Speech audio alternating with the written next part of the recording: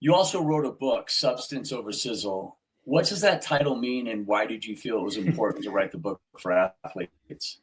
Yeah, thank you for that. So it was a fun project. I was approached by a publishing company and really started working through it. I didn't have any real idea where it was going to go when we got started with the project, but it sort of evolved alongside of my preparations for representation and transfer portal.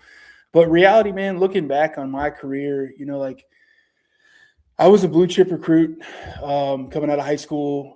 I played. I could have gone anywhere in the country, and so I was set through a lot of recruiting pitches. I sat through a lot of agency pitches. I hired an agency. I fired an agency. I hired another agency, and so I think that besides my own personal experiences, watching teammates go through things.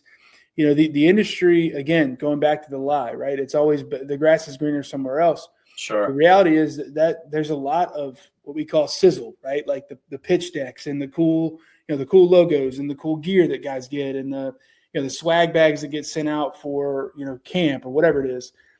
Those things are great, right? But the reality is your agent actually doing something to further your career on the field, off the field? Are they handling things in your personal life, or are they using your skill set as a player to make themselves look good?